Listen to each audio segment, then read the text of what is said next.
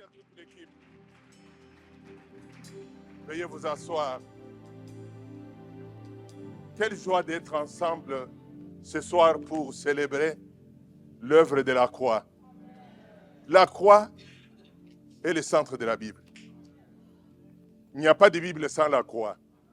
De Genèse à l'Apocalypse, la Bible parle de la croix. Genèse pointe à la croix. Exode pointe à la croix. Lévitique pointe à la croix. Apocalypse pointe à la croix. Sans la croix, nous ne serons pas là ce soir. Nous allons lire 3 textes pour nous conduire dans le message ce soir. Nous allons les lire de manière tout à fait inhabituelle. Nous allons les lire par bloc. D'abord avec les jeunes, avec les sœurs, avec les frères par la suite. Donc, il y a 3 textes. Le premier texte, nous le lisons avec les jeunes. Nous lisons dans Colossiens chapitre 1, verset 12 au verset 14. Jeunes, voulez-vous vous lever? Tous ceux avec qui nous sommes ensemble des jeunes, juste vous lever. Oui, les jeunes. Oui, ok. Merci, nous lisons 1, 2, 3. Rendez grâce au Père qui nous a rendus capables d'avoir part à l'héritage des saints dans la lumière, qui nous a délivrés de la puissance des ténèbres et nous a transportés dans le royaume du Fils de son amour, en qui nous avons la rédemption, la rémission de péchés. En qui nous avons la rédemption, en qui nous avons... Amen. Veuillez vous asseoir. Nous allons lire le deuxième texte dans Éphésiens chapitre 1, verset 3 jusqu'au verset 7 avec les sœurs. Les sœurs peuvent s'élever pour la lecture. 1, 2, 3. Béni soit le Père de notre Seigneur Jésus, qui nous a bénis de toutes les bénédictions spirituelles dans les lieux célestes en Christ. En lui, Dieu nous a choisis avant la création du monde pour que nous soyons saints et sans défaut devant lui.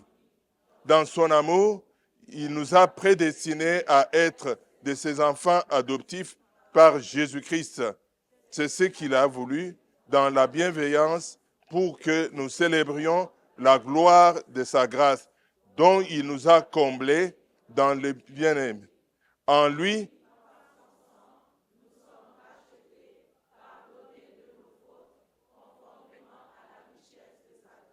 nous allons lire le verset 7. En lui,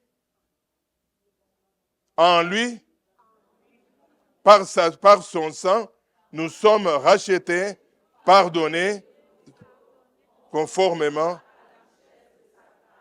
Amen. Les hommes, voulez-vous vous lever? Nous allons lire Hébreux chapitre 9, verset 11 au verset 14. 1, 2, 3.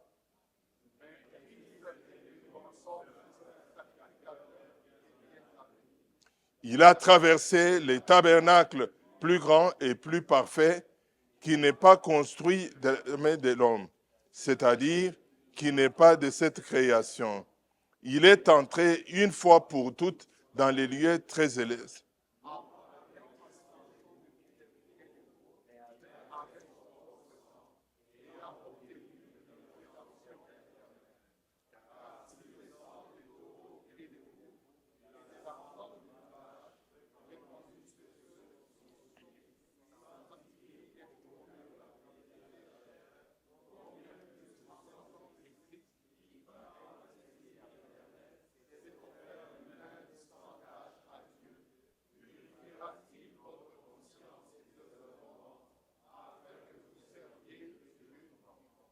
Amen. Veuillez vous asseoir. À vos places, est-ce que nous pouvons saluer, acclamer la parole de Dieu? Alléluia. Gloire à notre Dieu. Merci. Merci. Voici 3 textes qui insistent sur la notion du sang qui a été l'objet de la prédication de dimanche dernier. Le sang de Jésus-Christ est puissant. Le sang de Jésus-Christ est supérieur. Le sang de Jésus-Christ est efficace. Je vais le répéter autrement. Le sang de Jésus-Christ peut accomplir ce qu'aucun autre sang ne peut accomplir. C'est pourquoi nous parlons de la puissance qui est dans le sang. Nous parlons de la supériorité du sang de Jésus-Christ au-dessus de tous les autres sacrifices de l'Ancien Testament. Et nous parlons de l'efficacité parce que depuis 2000 ans, le sang de Jésus-Christ continue à agir.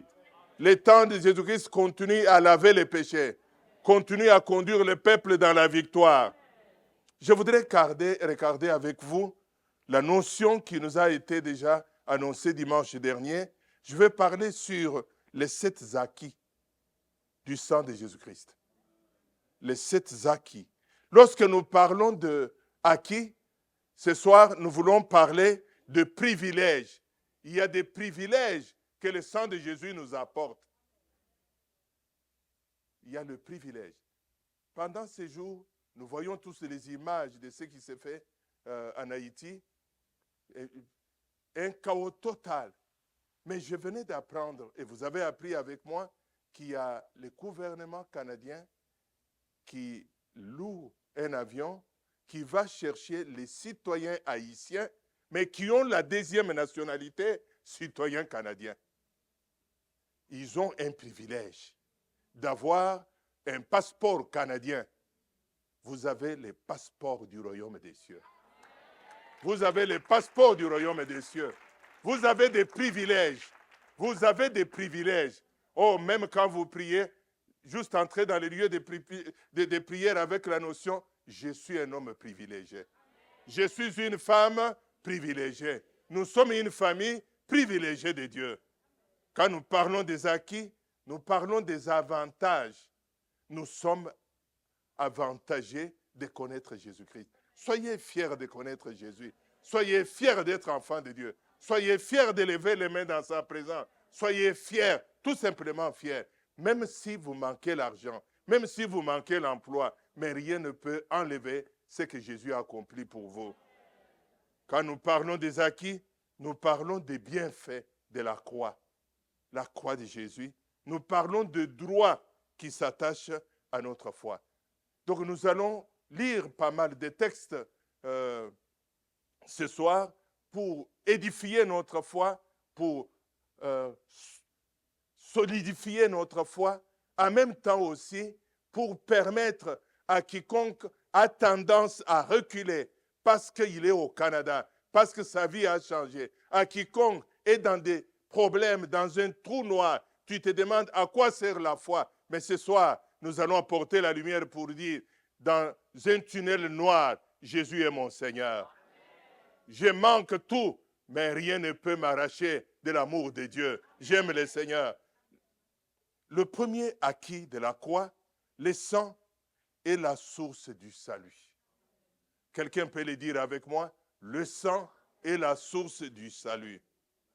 Quand nous parlons du salut, nous voulons parler de la vie indestructible. Nous parlons de la vie éternelle.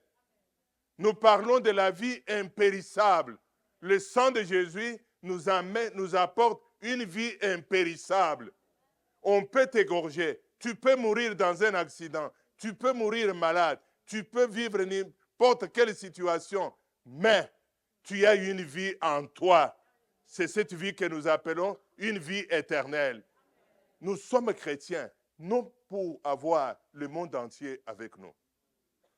Parce qu'on entend avec beaucoup de chrétiens, je suis un enfant de Dieu, je donne ma dîme, je pars à toutes les réunions, je soutiens la mission. Mais pourquoi je suis dans la misère? Pourquoi Dieu ne répond pas à ma prière? Mais notre foi en Christ est d'abord et d'abord. J'ai dit quel mot? J'ai dit quel mot encore là? Pour la vie éternelle. La vie qui va au-delà. La vie dont l'apôtre Paul dit que je veux une seule chose, m'en aller et d'être avec lui. on parle moins de la vie éternelle aujourd'hui. Comme si tout doit s'arrêter là. Comme si notre vie est tout simplement dans une voiture, dans une maison, dans un pays. Comme la vie, toutes ces choses que nous voyons passent. Mais il y a une chose qui ne passera pas, c'est la vie éternelle. Regardez avec moi Hébreux chapitre 9. Il est dit de Jésus-Christ, il est entré une fois pour toutes dans les sanctuaires, non avec le sang de boucs et de taureaux, mais avec son propre sang. Avec son propre sang. Et c'est ainsi qu'il a obtenu une rédemption éternelle. Il est entré avec son propre sang. Le sang sans péché. Le sang qui n'a pas connu la corruption quelconque. Et il a obtenu pour moi, il a obtenu pour toi, il a obtenu pour toi, il a obtenu pour nous la rédemption éternelle. Le mot rédemption est un mot difficile. Si vous avez besoin des mots pour votre code secret, utilisez les mots parce que tout le monde ne comprend pas les mots. C'est le rachat. Le sang de Jésus nous a rachetés. Quand nous parlons de racheter, il y a 3 mots que je vais pouvoir éclairer. C'est que nous avons été vendus au péché. Le tribunal, le juge suprême qui est Dieu, a donné comme sentence que le salaire du péché, c'est la mort. Il a exigé la mort du pécheur.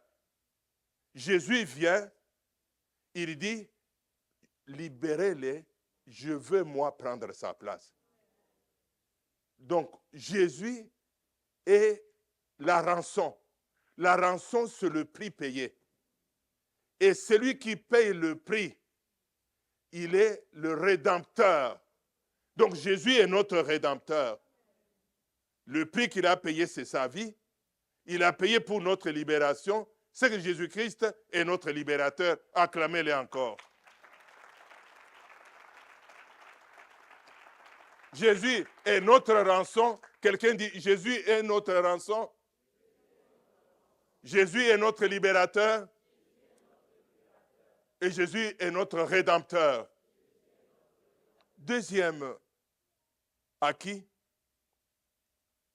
le sang de Jésus-Christ nous lave et nous purifie de tout péché. C'est là que nous avons parlé de l'efficacité du sang. Le sang qui a plus de puissance que l'eau de Javel, que n'importe quel autre savon. C'est que le sang de Jésus-Christ nous purifie.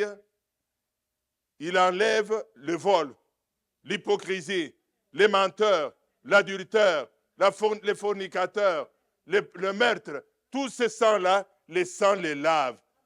Quand je fais comme ça, le sang de Jésus nous lave pour nous amener saints, sans défaut devant Dieu. C'est que nous nous couvrons de la justice de Jésus-Christ. Quand Dieu me voit, quand Dieu te voit, il ne voit plus la couleur de ta peau, il voit la pureté de Jésus-Christ. Regardons ensemble Hébreux chapitre 9, verset 13. Il dit, « Car si le sang de bouc et de taureau et des cendres d'une génisse qu'on répand sur ceux qui sont souillés, les sacrifices de manière à purifier la chair, combien plus le sang de Christ qui par l'Esprit éternel s'est offert lui-même sans tache à Dieu, purifiera-t-il notre conscience des œuvres mortes pour que nous servions le Dieu vivant. » Le sang de Jésus purifie nos pensées. Il purifie notre langue. Il purifie notre cœur. Il purifie notre conscience.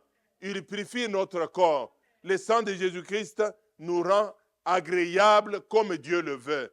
Quelqu'un dit Amen. Quelqu'un dit Amen. C'est là que nous avons parlé que le sang est puissant parce qu'il enlève ce que l'homme ne peut pas enlever. Dieu peut enlever le meurtre, l'adultère, le vol, l'hypocrisie, le colportage. Il enlève toutes ces choses. Même si le monde, dans la société, continue à te voir, c'est un meurtrier, c'est un voleur, c'est un cupide, c'est un hypocrite, mais Dieu ne les voit pas. Ce qui est très important n'est pas la justice des hommes, mais la justice de Dieu. Et 1 Jean chapitre 1, au verset 7 et 8, mais si nous marchons dans la lumière, comme lui-même est dans la lumière, nous sommes en communion les uns avec les autres. Et le sang de Jésus, son Fils, nous purifie de tout péché. Et si nous disons que nous n'avons pas de péché, nous nous séduisons nous-mêmes et la vérité n'est pas en nous. Et si nous confessons nos péchés, il est fidèle et juste. Quelqu'un dit, il est fidèle et juste. Pour nous pardonner nos péchés et nous purifier de toute injustice. Bien-aimés, le pardon n'est pas une affaire de sensation. Je le sens, je le vis. Beaucoup de chrétiens vivent avec le sentiment de culpabilité. Ils répètent la même confession là. Seigneur, pardonne-moi. Et puis ils s'écratent pour savoir si c'est vraiment enlevé. C'est savoir s'approprier la parole. La parole dit, tout simplement, si nous confessons nos péchés, il est fidèle et juste pour nous pardonner. J'ai confessé, je suis pardonné. Quelqu'un dit Amen. Troisième acquis, le sang de Jésus nous donne accès libre au trône de Dieu. Quelqu'un dit accès libre. Accès libre. Regardez Hébreux chapitre 10, verset 19. Ainsi donc, frères, nous avons l'assurance d'un libre accès au sanctuaire par le sang de Jésus. Nous avons cette notion est beaucoup plus riche si nous nous plongeons dans l'esprit de l'auteur. Il s'adresse aux Juifs qui avaient dans la tête l'image de tabernacle. Dans le tabernacle, il y avait 3 compartiments ou 3 espaces. Quand on entrait dans le tabernacle, il y a le parvis, où il y avait une cuve pour se laver, se purifier, et il y avait les lieux saints. Les lieux saints où il y avait les pains de proportion, où il y avait où il y avait la lumière, les chandeliers et bien d'autres. Mais il y avait les lieux très saints, où il n'y avait pas de lumière, il y avait juste l'arche. Et dans les lieux très saints qu'il vise ici, il n'y avait personne qui avait accès à cet endroit, juste les souverains sacrificateurs une fois l'an, où il entrait pour offrir le sang sur les tabernacles. Et puis, quand il entrait, il avait des clochettes. Il marchait, les clochettes, il faisait crin, crin, crin, avec une corde attachée au pied. De façon que quand on ne sent plus les clochettes, on peut tirer la corde. Parce que Dieu pouvait les frapper là.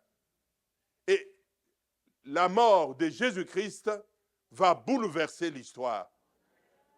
Les lieux très saints qui étaient réservés aux sacrificateurs, ce lieu-là est ouvert pour toi. Il est ouvert pour moi. Il est ouvert pour le racheter. Nous y entrons. Nous avons l'accès libre dans la présence de notre Père céleste. Quatrième acquis. Le sang de Jésus nous rend libres. Quelqu'un dit, le sang de Jésus nous rend libres. Regardons Colossiens chapitre 1, verset 12. Rendez grâce au Père qui nous a rendus capables d'avoir part à l'héritage des saints dans la lumière, qui nous a délivrés de la puissance des ténèbres et nous a fait passer dans le royaume de son Fils bien-aimé, en qui nous avons la rédemption par son sang, la rémission des péchés. Quelqu'un dit Amen. Voici les textes que nous avons lus avec la Genèse en ouvrant ce message. Il dit que Christ nous a délivrés. Jésus définit sa mission. Luc chapitre 4, verset 18. L'Esprit du Seigneur est sur moi. Il m'a oint. Pourquoi il m'a oint?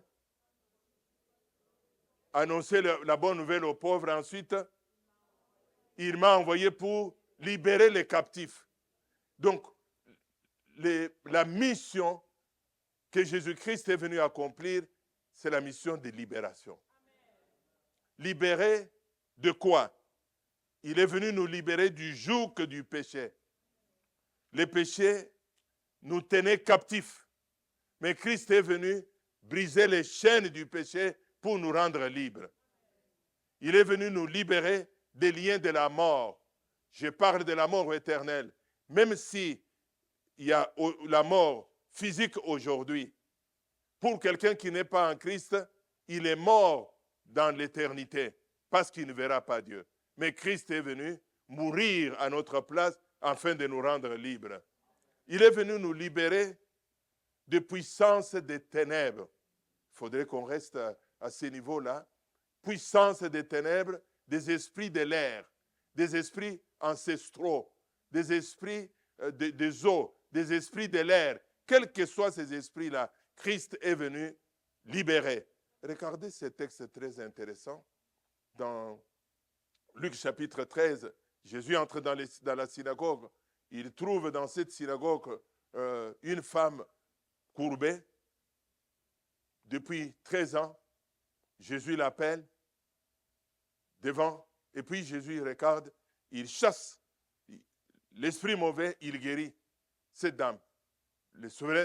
Les prêtres ou les responsables du tabernacle, du sanctuaire, n'est pas content. Jésus dit, cette fille d'Abraham, que Satan tenait captive, Jésus est venu briser les mains de celui qui tient tes finances, de celui qui tient ton mariage, de celui qui tient ta maternité, de celui qui met certaines maladies dans le corps pour lesquelles le médecin se bat, il ne trouve pas, de celui qui crée la confusion dans ta famille. Jésus est venu apporter la lumière afin que tu sois libre. Quelqu'un dit libre. Libre. Au nom de Jésus. Je veux que vous compreniez que vous êtes libérés. Laissez-moi vous raconter une histoire. Nous travaillons avec un frère dans un champ de mission et il nous témoigne le début de sa conversion. Dans son village, il vient d'une famille de chefs coutumiers, de cette lignée-là. Il a vu l'appeler son grand frère, qui était chef du coutumier. Il s'appelait lui aussi Joseph, parce que c'était un très bon nom pour des prochaines maternités.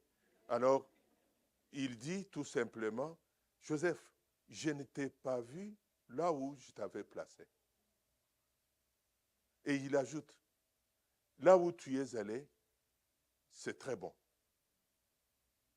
Je ne peux pas assurer ta garde, mais tu es mieux gardé. Faites attention, ne recule pas parce que tu n'as pas de protection. C'est qu'il y avait un bol dans lequel on avait mis des noix. Chaque noix portait le nom des membres de famille. Il est venu un jour, il trouve que le noix de Joseph n'est pas là. Jésus est venu, il a pris Joseph pour les garder et les garder en sécurité. Cet homme qui était un féticheur, qui était un sorcier, il lui dit, tu es mieux gardé là où tu es. Ne reviens pas en arrière parce que tu n'as pas de protection. Faut-il dire qu'en Christ, nous sommes bien protégés. Il y a, pour ceux des jeunes qui ont grandi avec moi, ils savent l'image qu'on employait très souvent, que beaucoup de chrétiens de cette génération ne connaissent pas, c'est la poule ou les coqs aiment beaucoup les cancrelats. Quand il voit les cancrelats, il va picoter, il mange. Mais on peut prendre les cancrelats, on met dans une bouteille. La poule ou les coqs voient les cancrelats. Mais quand il pique sur quoi? Sur la bouteille, il ne peut pas. Ta vie est cachée en Christ.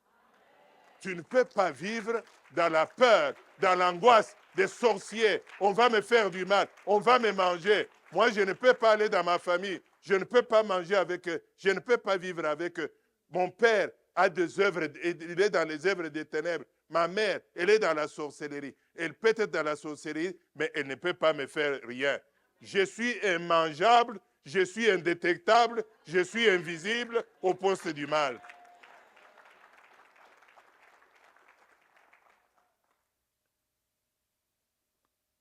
Quatrième, à qui? Il s'agit de la victoire. Hébreux chapitre 2, versets 14 à 15. Ainsi donc, puisque les enfants participent au sang et à la chair, lui aussi, d'une manière semblable, y a participé, afin d'écraser par sa mort celui qui détenait le pouvoir de la mort, c'est-à-dire le diable. Bien-aimés frères et sœurs, une fois que vous avez compris ces vérités de base, vous ne pouvez pas être agité. Beaucoup de chrétiens sont agités. Ils sont agités même quand il n'y a pas de vent. Ils sont agités parce qu'ils ont peur. Mais nous venons de lire que Christ, par sa mort sur la croix, a écrasé. J'aime beaucoup les chants. Jéricho, Miraille, il écrase. Mais il faut le dire autrement. Le diable est écrasé. Si vous comprenez que le diable n'a pas de pouvoir sur votre vie, le diable ne peut rien parce qu'il a été vaincu, mais la traduction est très importante, dit il a été écrasé. Beaucoup de chrétiens, il suffit simplement qu'ils fassent un mauvais rêve, qu'ils voient un oiseau voler la nuit, il est capable de prendre le téléphone et appeler chez le pasteur. J'ai eu un cauchemar, je me sens étouffé, je me sens étranglé. Mais le pasteur, lui aussi, il peut voir ces rêves-là. Mais puisqu'il connaît celui qui est en lui, celui qui est en moi est plus fort que celui qui est dans le monde. Je peux voir ces rêves, mais ce rêve n'a pas d'impact sur moi. Quand nous dormons, des esprits voyagent. Ils voyagent partout.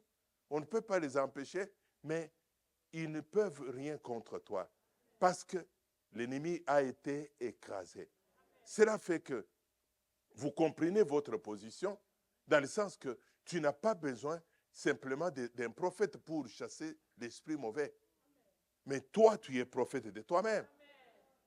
Tu es prophète de toi-même. Tu n'as pas besoin de traverser la ville, aller jusqu'à Toronto, aller jusqu'à Vancouver, aller jusqu'en Europe, parce qu'il y a des délivrances. Mais la délivrance, tu es habilité de prier pour toi, de prier pour quelqu'un. Les démons ne tiendront pas. L'onction qui est sur moi, il est sur toi.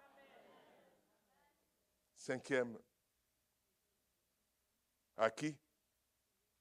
Le sang de Jésus a rendu caduc l'Ancien Testament.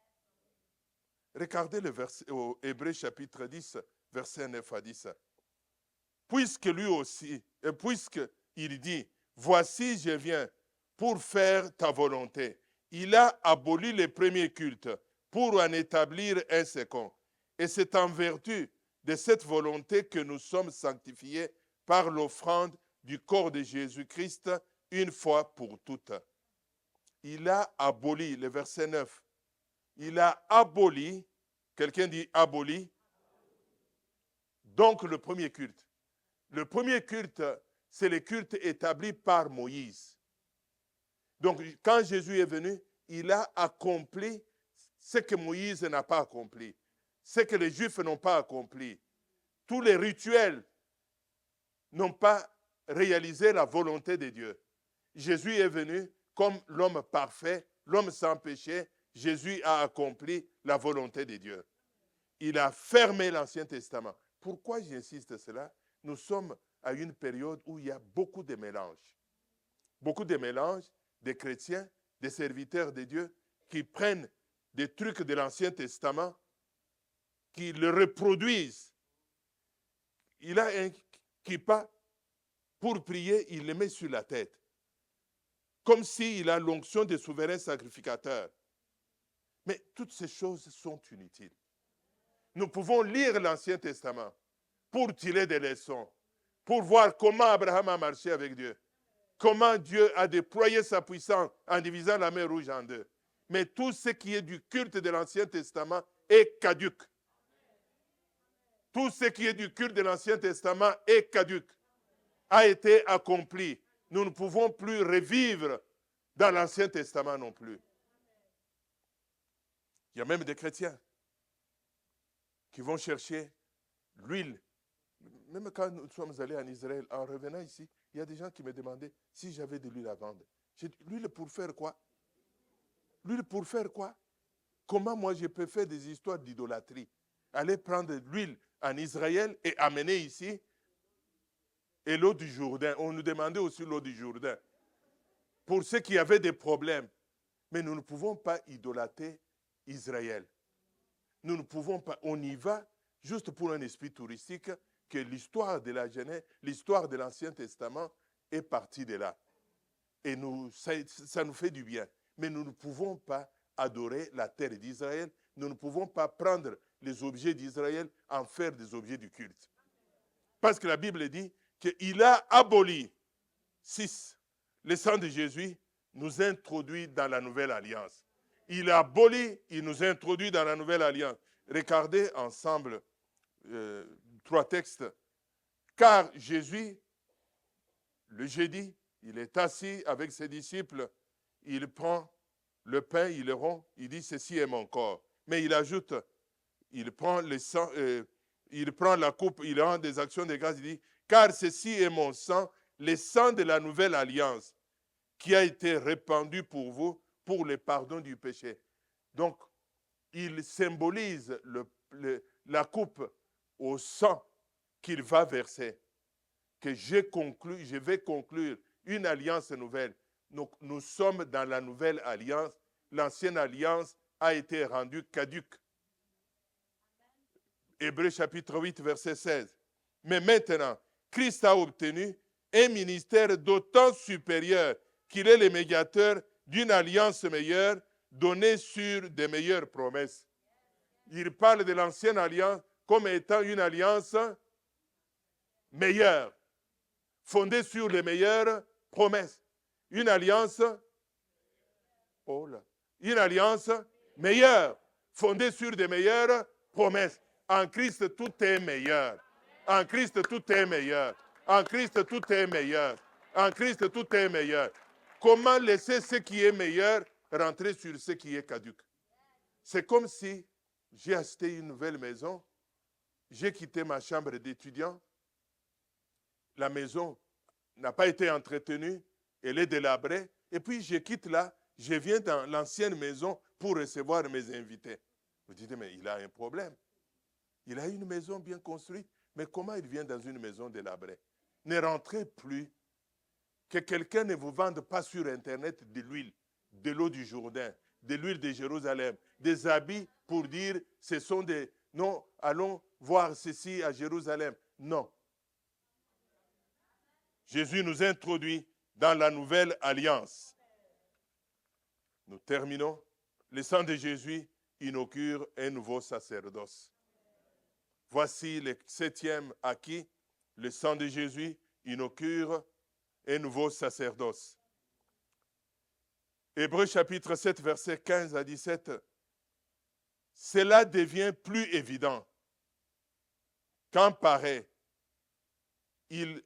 la ressemblance de Melchisédek, un autre sacrificateur qui n'est devenu non de la loi d'une ordonnance charnelle, mais par la puissance d'une vie impérissable,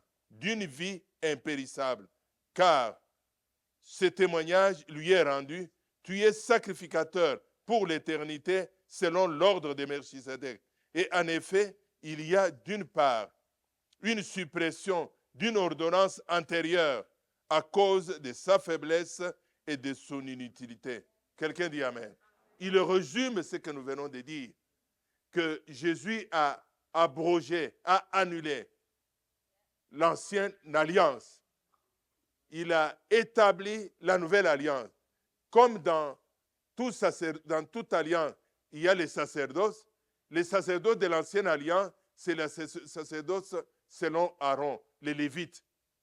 Mais puisque l'ancienne alliance est caduque, les sacerdoces selon Aaron, les fils de Lévi, est fini. Jésus va inaugurer un nouveau sacerdoce. Jésus est notre sacrificateur. Il est sacrificateur. Il ne vient pas de la lignée de Lévi, il vient de la lignée de Judas. C'est un miracle. Et nous sommes sacrificateurs avec lui dans la nouvelle alliance. Quelqu'un dit Amen. Bien-aimés, je vais terminer. Juste vous rappeler de découvrir, en lisant les Écritures, les acquis de la croix.